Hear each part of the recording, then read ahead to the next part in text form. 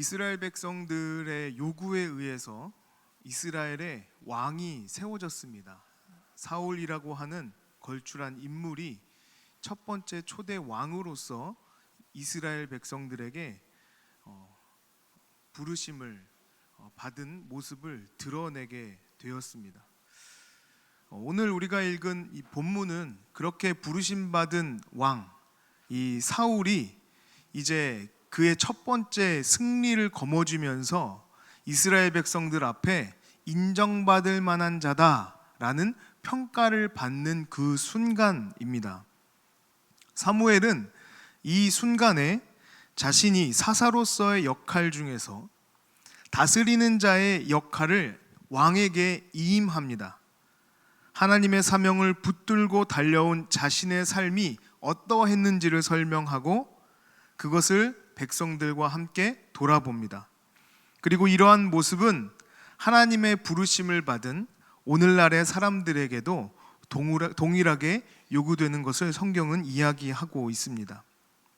하나님의 부르심을 받은 청지기로서 또 주인의 부르심을 받은 목자들로서 성경은 우리에게 어떠한 모습을 요구하고 있는지 오늘 말씀을 통해서 같이 살펴보고자 합니다. 첫 번째, 하나님이 부르신 사람들, 이 하나님의 부르심을 받은 사람들은 관계 속에서 도덕적이고 윤리적인 일에 부끄러움이 없어야 합니다. 오랜 시간 동안 사무엘이 이스라엘 백성들을 다스리는 사사로 있으면서 잘못한 것이 있다면 다 갚아주겠노라고 선언합니다. 그들 앞에서 부끄러움이 없다는 표현입니다. 사무엘이 언급한 것은 물질에 관한 것, 또 물리적인 힘에 관한 것, 또 판결에 관한 것입니다. 사무엘은 백성들의 관계에 있어서 지극히 도덕적이고 윤리적인 태도를 지켰습니다.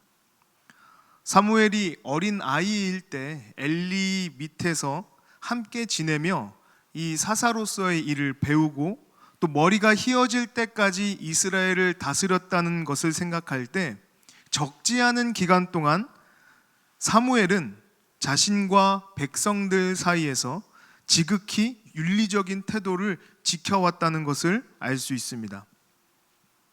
사무엘이니까 그럴 수도 있지, 충분히 그럴 수 있는 상황이었겠지라고 우리가 질문을 해보아도 이미 그 시대가 제사장이라고 해서 윤리적이지 않다는 것을 우리는 성경을 통해서 너무나 잘 알고 있지 않습니까?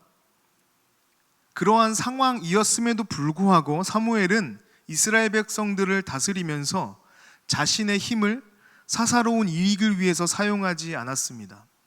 다른 사람의 재산을 탐내거나 욕심을 부려서 판결을 엉뚱하게 내리지 않았다는 것입니다.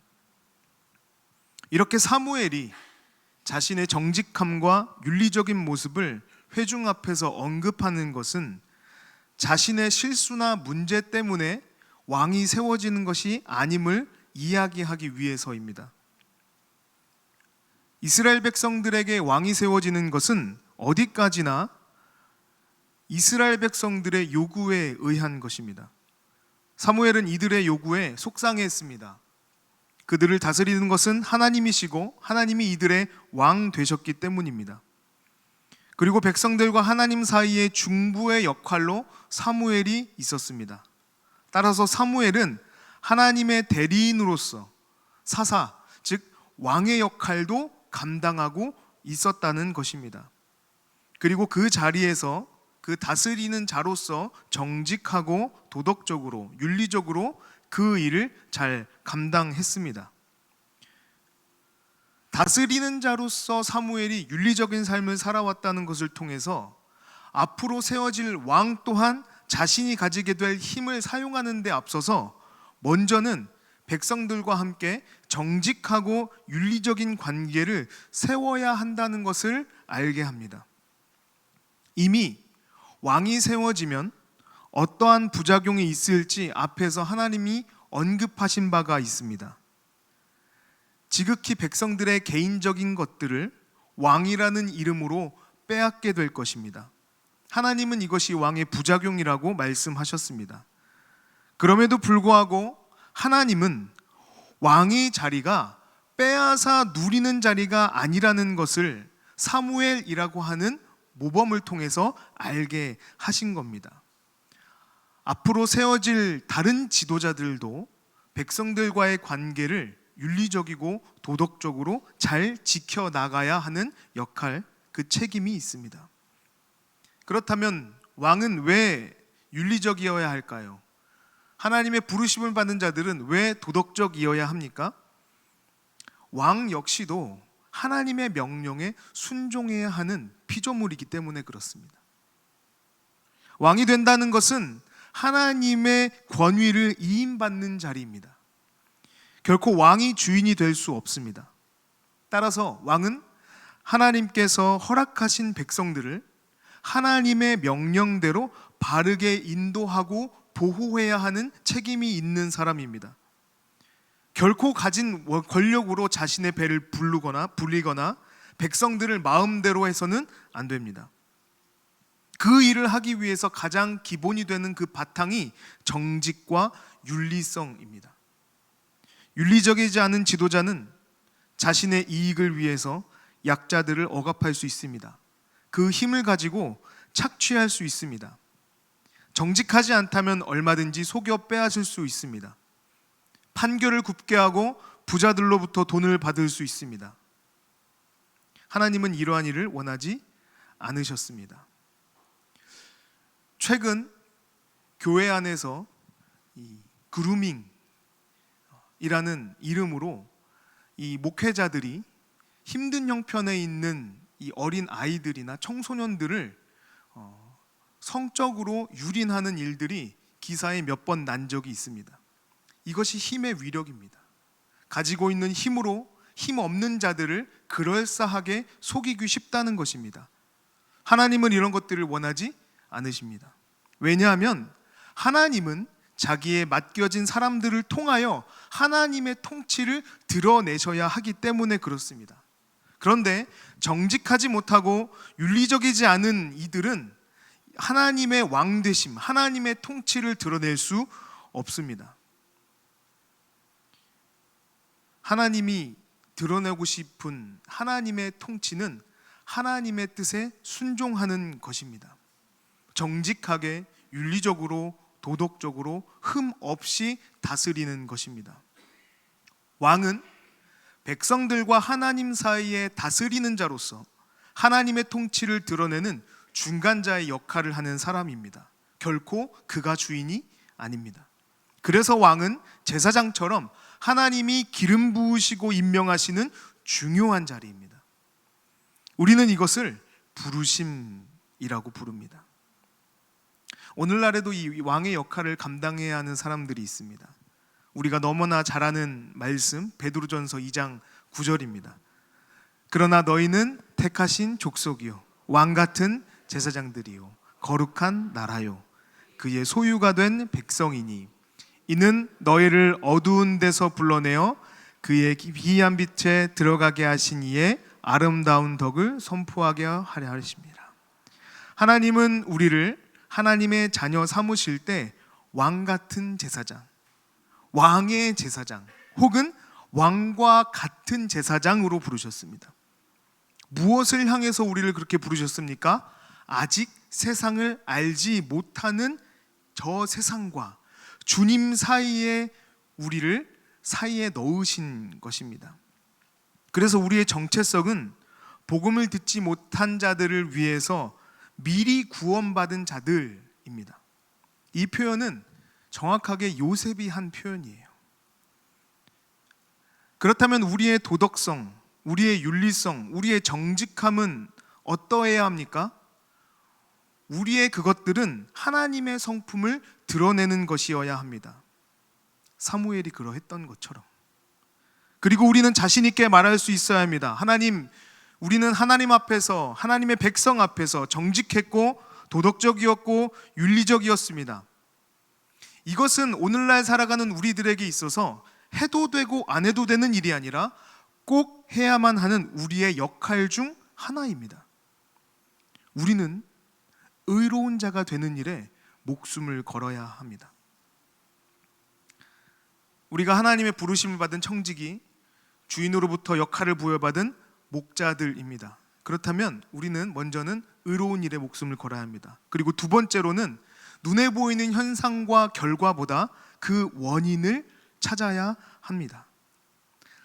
오늘 우리가 읽은 본문의 이스라엘 백성들은 굉장히 격앙되고 기쁜 상태였습니다. 왜냐하면 새롭게 세워진 이스라엘의 왕 사울이라는 이 젊은 왕이 주축이 되어서 길르앗 야베스 사람들을 위협하던 암몬의 왕 이 나하스의 군대를 크게 물리치고 승리를 얻었기 때문에 그렇습니다. 이스라엘 백성들의 생각엔 틀리지 않았다고 믿었습니다. 왕이 있었기 때문에 그들은 승리할 수 있었다고 생각했습니다. 그런데 사무엘이 그들을 만나서 하는 말이 그들의 기분을 완전히 초치는 말이었습니다. 너희들의 선조 때부터 지금에 이르기까지 너희들은 위기가 있을 때마다 하나님에게 구했고 하나님은 그러한 너희들에게 하나님의 사람을 세워주시고 그들을 통하여 너희를 구원하셨다. 이번에도 마찬가지로 하나님께서 너희를 구원하시는 일을 너희는 보아야 한다. 그런데 너희는 여전히 왕을 보는구나. 승리에 취해 있는 이스라엘 백성들에게 이 이야기는 김 빠지는 소리가 아닐 수 없습니다. 이제 왕이 세워졌습니다. 그러나 사울을 탐탁치 않게 여기는 사람들이 있었습니다. 왕으로 세워지는 것에 불만이 있었던 자들의 목소리를 잠재울 수 있는 좋은 기회가 이번에 승리였습니다. 그러니 사무엘도 동참해서 바울에게 큰 힘을 실어주면 좋았을지도 모르겠습니다. 그러나 사무엘은 그 분위기를 모르는 것처럼 행동합니다. 그런데 사무엘이 이들에게 이런 언짢은 이야기를 꺼내는 이유가 있습니다. 첫 번째는 실제로 사울에게 힘을 주신 분이 하나님이시기 때문에 그렇습니다. 사무엘상 11장 6절입니다. 사울이 노가 크게 일어나 길르앗 야베스 사람들을 위협한다는 소식을 사울이 들었습니다. 그러나 사울은 왕이 되었다는 소식을 확답을 받았음에도 불구하고 사람들의 전면에 나가는 것을 부끄러워했던 자입니다. 그러나 하나님의 영이 그에게 임했을 때 그의 노가 크게 일어나 싸울 수 있는 담력을 얻습니다. 구약에서 하나님의 영이 임했다고 할 때는 능력의 임재를 표현합니다. 사무엘이 전쟁에서 싸워 이길 만큼 담대하고 능력 있는 장수가 된 것은 하나님의 역사하심이 있었기에 가능했습니다. 그래서 사무엘은 이 승리가 하나님의 승리임을 말하고 싶은 겁니다. 그리고 두 번째는 그들이 찬송하고 받들어야 하는 대상은 왕이 아니라 하나님이시기 때문에 그렇습니다. 이들은 자신들의 왕이 구원하는 능력을 갖추었다는 것에 대해서 굉장히 기뻐합니다. 그래서 왕을 요구했기 때문에 그렇습니다. 앞으로도 왕만 있으면 두려울 것이 없이 안전할 것이라는 착각 때문에 그렇습니다. 그러나 왕 역시도 하나님의 말씀에 따라 살아야 하는 종입니다. 사무엘상 12장 13절에서 15절 함께 보겠습니다. 이제 너희가 구한 왕, 너희가 택한 왕을 보라. 여호와께서 너희 위에 왕을 세우셨느니라. 너희가 만일 여호와를 경외하여 그를 섬기며 그의 목소리를 듣고 여호와의 명령을 거역하지 아니하며 또 너희와 너희를 다스리는 왕이 너희의 하나님 여호와를 따르면 좋겠지만은 너희가 만일 여호와의 목소리를 듣지 아니하고 여호와의 명령을 거역하면 여호와의 손이 너희의 조상들을 치신 것 같이 너희를 치실 것이라. 아멘. 사무엘은 승리의 원인이 왕에게 있는 것이 아님을 너무나도 잘 알고 있었습니다. 어쩌면 그렇기 때문에 사무엘은 하나님 앞에서 이스라엘을 다스리는 자의 사명을 가지고 바른 지도자로서의 정체성을 유지할 수 있었다고 생각합니다. 자신의 능력이 자신의 것이 아님을 알았습니다. 승리가 자신의 능력 때문에 그렇지 않다는 것을 알았습니다. 이것은 이 사무엘의 태도와 굉장히 긴밀한 연관성이 있습니다. 주신 이가 여호와이시기 때문에 거두시는 이도 여호와이셔야 합니다. 가끔 제 삶을 보고 복받았다고 하는 이야기를 들을 때가 있습니다.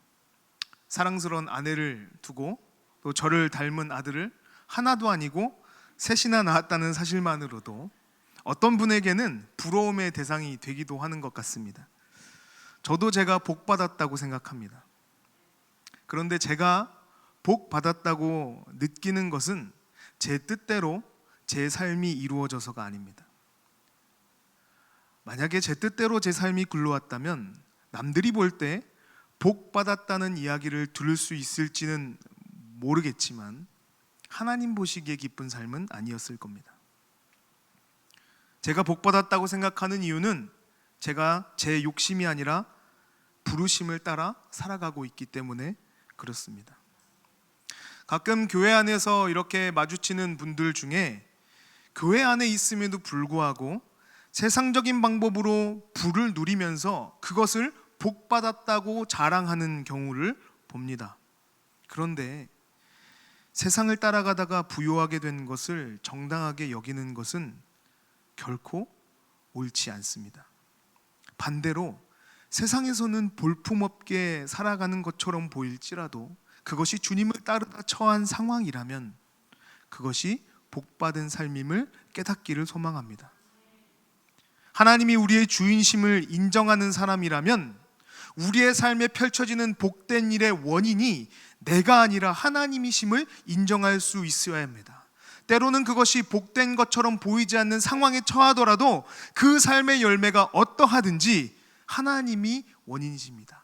그래서 우리의 삶의 열매의 원인은 하나님이신 겁니다. 사무엘은 이 사실을 잘 알고 있었습니다. 그래서 지금의 승리에 도취되어 기뻐하는 이스라엘 백성들에게 그들의 삶의 원인, 그 승리의 원인이 왕이 아니라 하나님이심을 다시 한번 이야기하고 싶었던 것입니다. 마지막으로 세 번째입니다. 이 시대에 부르심받은 우리는 의로운 자가 되는 일에 목숨을 걸어야 합니다. 우리의 삶의 모든 열매의 원인은 하나님이심을 믿어야 합니다. 그리고 가장 삶의 중요한 마지막 태도는 여호와 하나님이 우리의 중심이 되어야 한다는 것입니다. 사무엘은 이스라엘 백성들이 이런 비뚤어진 마음, 하나님만을 섬기지 않는 모습을 일깨워 주기를 바랍니다. 그래서 하나님께 구합니다. 우레와 비를 통해 이스라엘 백성들의 잘못된 마음을 깨닫게 하여 주시옵소서. 제가 어릴 때 이런 일이 있었습니다. 여기 함께 앉으신 우리 성도님들은 다 아실 것 같습니다. 예전에는 비디오 대여점이라는 게 있었습니다. 이 VHS라는 비디오 테이프를 빌려주는 곳입니다. 제가 어렸을 때는 새로 나온 이 영화는 2,000원이었습니다. 그리고 2,000원을 내면 3일 동안 빌려줍니다. 그리고 9편은 1,000원이었습니다. 제가 어렸을 때 아직도 기억나는데 4학년 때 후레시맨이라는 비디오를 즐겨보았습니다. 굉장히 길게 나온 드라마 같은 비디오였는데 제가 잘 못하는 것이 무엇이냐면 3일 안에 반납하는 걸 잘 못했습니다. 꼭 하루를 지나서 반납을 합니다. 그러면 100원씩 연체료를 물어야 했습니다. 그런데 제가 이 후레시맨이라는 비디오를 연속으로 빌리는데 어느 날은 이 비디오 대여점 이 사장이신 아주머니 저를 보시더니 이 연체금에 대해서 따지셨습니다. 당시에 초등학교 4학년이었던 저는 2,000원이 넘어가는 돈이 없다고 어쩔 줄 몰라 하고 있었습니다. 그런데 사장님이 굉장히 화가 나셨는지 남은 이 후레시맨 비디오를 다 가져와서 제 앞에 쌓아 놓으셨습니다. 그리고는 저는 원하지 않았는데 갑자기 바코드를 찍으시더니 이거 다 빌려가라고 하시는 거예요. 보통이면 웬 떡이냐 했겠지만 연속적인 연체라는 잘못이 있는 이 제 입장에서 이 사장님의 이러한 행동은 너무나도 무서운 말이었습니다. 차라리 그냥 돈 내라고 할 때보다 더 무서웠었습니다. 그래서 울면서 죄송하다고, 다음부터는 절대 연체하지 않겠다고 싹싹 빌었던 기억이 있습니다. 물론 비디오는 가져오지 않았습니다. 이스라엘 백성들에게 우레와 비는 굉장히 기쁜 소식입니다. 농사에 없어서는 안 될 굉장히 중요한 자연의 은혜입니다. 그런데 지금 이 시기는 성경에 보니까 밀 베는 시기라고 기록하고 있습니다. 4월에서 6월 사이입니다. 근데 이때는 이스라엘이 건기입니다. 비가 내리지 않는 시기입니다. 보통 비가 많이 오는 우기는 12월입니다. 지금은 모든 것이 마르고 초원도 푸르게 피었다가 이 시기에는 황량해져야 되는 것이 맞습니다. 비가 오면 안 됩니다. 그런데 하나님은 지금 이 시기에 이들에게 우레를 바라시고 비를 내리십니다. 상황을 제대로 파악하지 못하고 왕을 구한 죄가 있는 이스라엘 백성들에게 이 비는, 이 시기에 맞지 않는 비는 결코 단비가 아닙니다. 자신들의 죄가 얼마나 무지하고 어리석었는지를 깨닫게 하는 종소리입니다.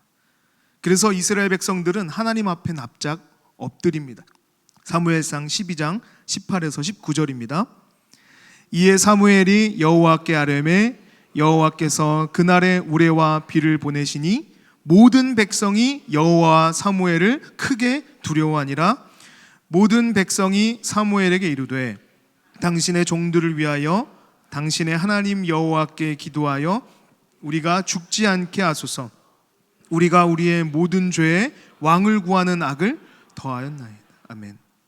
지금 비가 오면 안 되는 이 시기에 사무엘의 말로 인하여 비가 내리는 것을 보고 이스라엘 백성들은 살아계신 하나님을 경험합니다. 이 비를 보며 그들은 크게 두려워합니다. 그리고 회개하기 시작합니다. 우리가 우리의 모든 죄, 왕을 구하는 악을 더하였나이다. 비가 올 때 돌이켜야 합니다. 단비인지 경고인지 구분하지 못하면 돌이킬 수 없습니다. 이스라엘 백성들은 그 비 앞에 하나님 우리를 불쌍히 여겨 주시옵소서 하고 납작 엎드립니다. 얼마나 큰 죄인지를 깨달았다는 것입니다.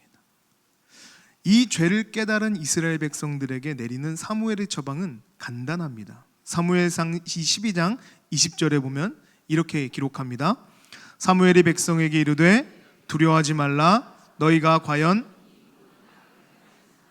여호와를 따르는 데에서 돌아서지 말고 오직 너희의 마음을 다하여 여호와를 섬기라. 아멘. 오직 너희의 마음을 다하여 여호와를 섬기라. 하나님 앞에서 백성들을 사랑하고 그들과 윤리적이고 도덕적인 관계를 이어가며 그러한 삶을 추구했던 사무엘이 이스라엘 백성들의 문제점을 파악하고 그 해답으로 내리는 말입니다. 마음을 다하여 여호와를 섬기라.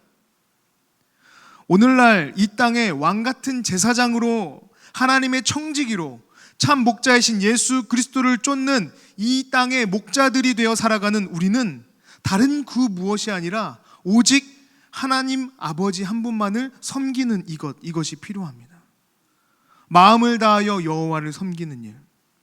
이스라엘 백성들이 왕을 구한 것처럼 우리 인생을 구원해 줄 다른 그 무언가를 찾던 우리의 삶을 돌이켜서 여호와를 따라야 합니다. 내 삶의 복이 하나님으로부터 왔음을 인정하는 자들은 여호와만을 섬겨야 합니다. 이것이 오늘날 부르신 자들에 대한 부르심받은 백성들의 태도여야 합니다. 우리나라에는 선비정신이라는 것이 있습니다. 자기가 죽더라도 바른 말을 한다는 이 조상들의 꼿꼿한 지조와 절개를 뜻합니다. 이 병자호란 때 사막사가 청나라의 수도인 심양으로 잡혀가서 죽도록 끝까지 버티고 나서 천자 앞에도 절대 굽히지 않겠다는 뜻을 세웠습니다. 나라라고 하는 것은 왕권이나 세상의 권력이나 힘을 가지고 있는 것에 대해서 끝까지 의로움을 가지고 그것이 가지고 있는 문제에 대해서 시정해야 합니다 라고 하는 기관이 있어야지, 또 의로운 자들의 소리가 끊어지지 않고 거룩한 비전이 있어야지만 번성할 수 있습니다. 그래야 훌륭한 국가, 번성하는 국가라고 할 수 있습니다. 우리가 살아가는 하나님 나라의 메신저들, 의로움을 드러내야 하는 자들은 하나님이 부르신 우리들입니다. 목자라는 이름만 가지고 있고 왕같은 제사장이라는 부르심만 생각하고 있는 것이 아니라 실제로 그렇게 살아가야 합니다. 그런데 이 말씀들이 우리에게 깊이 와닿지 않는 것은 아마도 나는 그렇게 살아가는 것이 비현실적이고 너무 힘든 것처럼 여겨져서이지 않을까 생각합니다. 사무엘이 뛰어난 지도자인 것은 알지만 나는 사무엘처럼 살 수 없다. 오히려 우리의 모습은 이스라엘 백성들에게 훨씬 더 가까움을 느끼기 때문이 아닌가 싶습니다. 이스라엘 백성들은 오늘 우리가 보고 있는 본문의 시기를 살아갔지만 결국 그 시대를 극복하지 못합니다. 포로로 잡혀가고 예루살렘 성은 멸망합니다. 하나님은 구원의 시계를 여기에서 멈추지 않으셨습니다. 우리에게는 예수님이 찾아오셨습니다. 예수님이 계셔서 하나님 나라의 의로움과 거룩함을 드러내셨습니다. 그리고 죽기까지 그 뜻을 굽히지 않으셨습니다. 예수님께서 하나님의 뜻을 이루셨기 때문에 우리는 그 은혜 안에 자유합니다. 진정한 목자의 모습은 예수님으로부터 배울 수 있습니다. 예수님께서는 의로운 일에 목숨을 거셨습니다. 죽음이라는 결과 안에 숨겨진 하나님의 사랑이라는 원인을 보셨습니다. 그리고 예수님은 하나님 아버지의 말씀이 중심이 되셔서 목숨을 다하기까지 순종하셨습니다. 어쩌면 우리는 목숨을 거는 목자 같지 않을 수 있습니다. 의로움보다, 정직보다, 거룩함보다 지금 눈앞에 있는 이익을 쫓는 어리석은 자들일 수 있습니다. 복음을 위해 목숨을 거는 것은 어리석다고, 오늘도 우리의 어리석음을 깨닫게 하시는 우레소리와 비를 맞으면서도 축복이라고 여기는 미련한 자들일 수도 있습니다. 그럼에도 불구하고 하나님께서는 우리를 이 자리에 부르셔서 이렇게 말씀하십니다. 시편 50편 15절에 환난 날에 나를 부르라 내가 너를 건지리니 내가 나를 영화롭게 하리라. 하나님은 여전히 우리를 하나님을 영화롭게 할 자들로 부르시고 계십니다. 하나님은 우리를 포기하지 않으셨습니다. 사실 우리는 목자라기보다는 이 목자의 명령에 순종하여 실제로 양을 치는 개와 비슷합니다. 몇십 마리 정도 되는 양은 목자가 혼자서도 감당할 수 있지만 몇백 마리가 되는 양은 목자 혼자 감당하기 어렵습니다. 그래서 보니까 보더콜리라고 하는 이 종이 있는데 이 개가 수백 마리의 개를 인도하여 목자가 원하는 방향으로 가게 이리 치고 저리 치고 혼자 떨어지면 또 인도하여 내어 무리로 집어넣는 역할을 하는 것을 보았습니다. 우리는 하나님이 사용하시는 양치기 개와 같습니다. 하나님은 우리를 사랑하셔서 하나님이 원하시는 일에 우리를 동참시키셨습니다. 그리고 우리를 하나님이 기뻐하시는 자녀 삼으셨습니다. 오늘 우리가 함께 기도할 때 우리의 마음을 주님께로 다시 올려드리기 원합니다. 오늘 이 밤에 하나님, 우리 이 땅에 부르신 하나님의 그 목자로 부르신 그 부르심 앞에 기도하며 기대하며 우리의 기도 제목을 올려드립니다. 주님, 우리를 붙드시고 주님이 기뻐하시는 자로 삼아 주시옵소서. 우리를 사용하여 주시옵소서. 우리 다짐하는 시간 되기를 소망합니다. 함께 기도하겠습니다.